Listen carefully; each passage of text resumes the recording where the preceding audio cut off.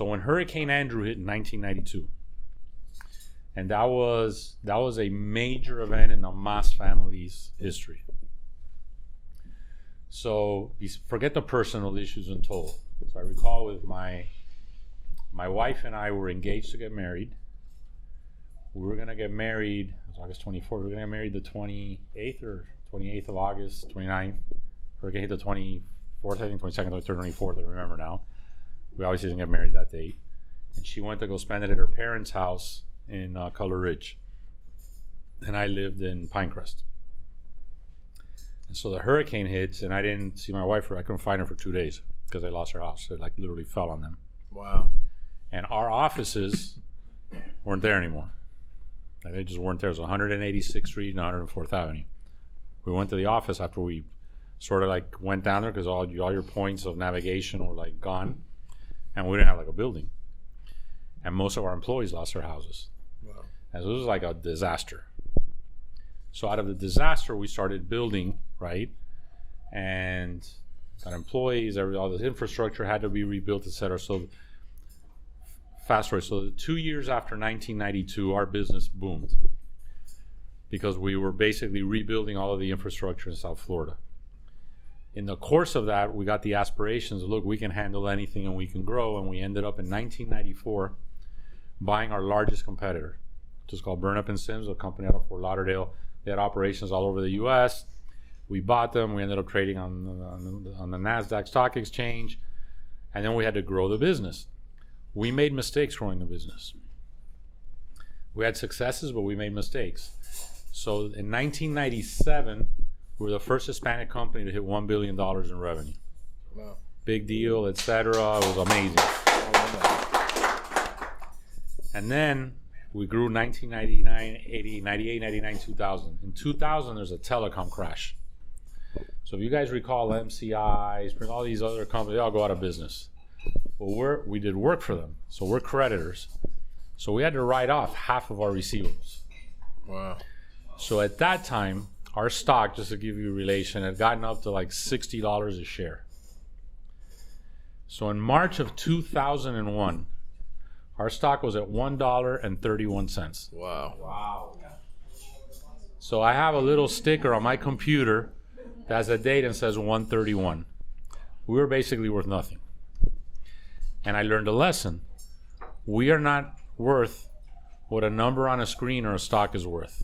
My value is exponentially more than that. It has nothing to do with our stock price, but that was my rallying cry to the troops, right? We're not worth this. Bear down, batten down the hatches, get out of it. And so we slowly started getting out of that. We developed a relationship with a little entity out of a suburb in Georgia that had this crazy idea of putting satellite dishes on houses. Stupid idea. That became DirecTV. So we were the largest and still are provider of DirecTV. All the DirecTV trucks all over the country, installation systems were all MasTec employees. Wow. Then we started getting into the clean energy business. So bottom line, during the mid 2000s, out of this supposed, you're almost out, you guys are almost dead. You guys are on. I mean, how many people at that time told you like you should just wrap it up? Well, we had like two entities. They told us to bankrupt an entity. I said, like, excuse me, like. That's not gonna happen. Right. So yes, people thought we were done. Right. And but this out was of that, what year? 2001. So out of those ashes, it was hard. It was tough. Bank lines, credits, people.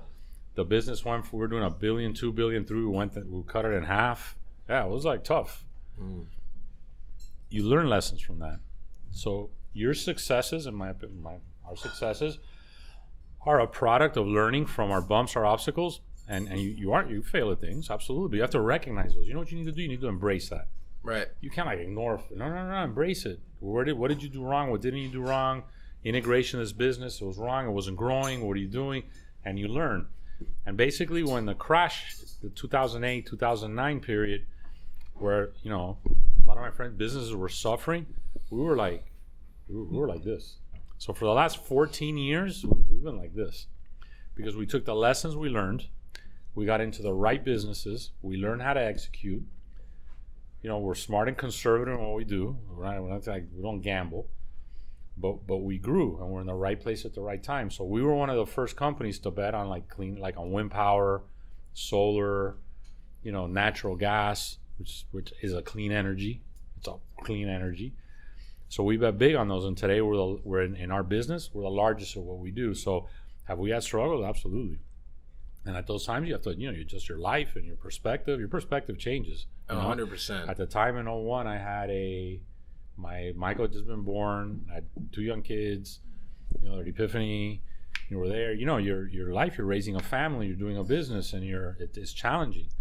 But again, we put our nose to the ground, batten down the hatches, and just pushed. So you learn from those lessons.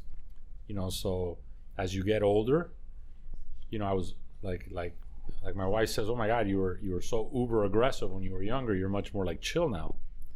And I says, "Look, it's not being chill or uber aggressive. It's just that this same problem 20 years ago, I would have gone through that wall to get to your kitchen. Now I go, there's a door there. Just open the door and go through it."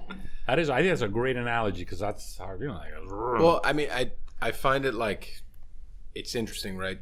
We turned 7, obviously not as long as you guys have been around, but we turned 7 in January, and there's been in the 7 years there's been several times This is delicious, by the way. Yeah, it was good. Yeah. There's been several times that I'm just kind of like, I don't know if we're gonna make it to like next week, but we're gonna keep going. We're gonna keep going, not being able to pay payroll. Well, listen, but 7 is amazing because this is like dog years for restaurants because our business is different, right? Yeah. Like we're like in a business of recurring nature. The fact that you've gone 7 years, let's look at the example. You named some very renowned chefs earlier. Yeah. Right? The different iterations, what they've done.